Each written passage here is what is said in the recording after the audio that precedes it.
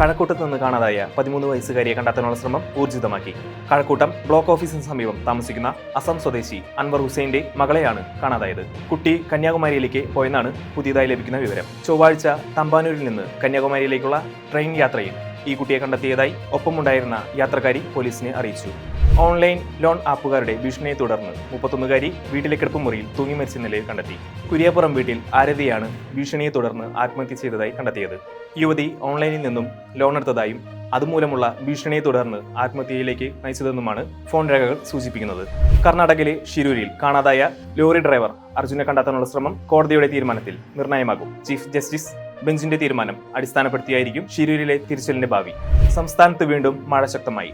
അതോടൊപ്പം പലയിടത്തും മരങ്ങൾ വീണ് റെയിൽ ഗതാഗതം തടസ്സപ്പെടുകയും ചെയ്തു. കോട്ടയം, ആലപ്പുഴ വഴിയുള്ള ട്രെയിൻ ഗതാഗതമാണ് തടസ്സപ്പെട്ടിരിക്കുന്നത്.